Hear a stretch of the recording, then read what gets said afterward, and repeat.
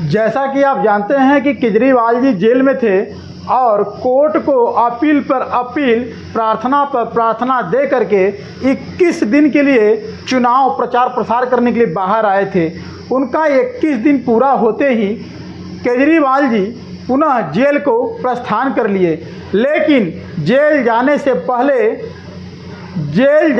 पहले 21 दिन में पूरे किए हुए अवधि को जनता के सामने रखकर जनता को किस तरह से केजरीवाल जी सावधान कर रहे हैं, उन्हें समझने की ज़रूरत है, उन्हें सुनने की ज़रूरत है। आइए थोड़ा हम लोग भी टीवी स्क्रीन पर सुनते हैं। इनको गिनती से 3 दिन पहले फर्जी एग्जिट पोल कराने की क्या ज़रूरत थी, ये समझने वाली बात है। मेरे को भी समझ नहीं आया। कई सारे लोगों की कई सारी बातें चल रही हैं। एक ये चल रहा है कि इन्होंने मशीनों का घोटाला कर दिया, लेकिन मैंने संदीप पाठक को भी बोला है और मैं सारे इंडिया गठबंधन की पार्टियों को बोलना चाहता हूं, अपने अपने काउंटिंग एजेंट को बोल दो, पूरी तरह से सतर्क रहे। आखिरी तक अगर हार भी रहे हैं तब भी उठ के ना आए। कई बार क्या होता है, 1 राउंड में, 2 राउंड में, 3 राउंड में हार गए तो उठ के चले जाते हैं। उठ के नहीं जाना। सबसे लास्ट में रैंडम जितने बूथ होते हैं, ईवीएम मशीन होती है, उसकी पर्चियां पड़ती हैं। उन पर्चियों में से 5% पर्चियां उठाई जाती हैं। उन 5% ईवीएम की मैचिंग वीवीपैट की स्लिप से कराई जाती है। वीवीपैट पे जो स्लिप है उसकी काउंटिंग होती है, जैसे बैलेट पेपर की काउंटिंग होती थी, और उसकी काउंटिंग और ईवीएम की चेकिंग होती है दोनों की। एक भी मशीन अगर मैच ना करे तो वहां चुनाव रद्द कर दिया जाता है।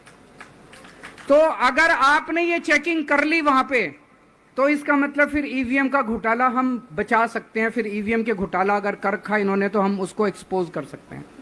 तो सब लोगों ने लास्ट तक रुक के, आपका कैंडिडेट हार भी रहा है तब भी आखिरी तक रुक के आपको ये ईवीएम की चेकिंग करा के आनी है, ईवीएम और वीवीपैट की मैचिंग करा के आनी है।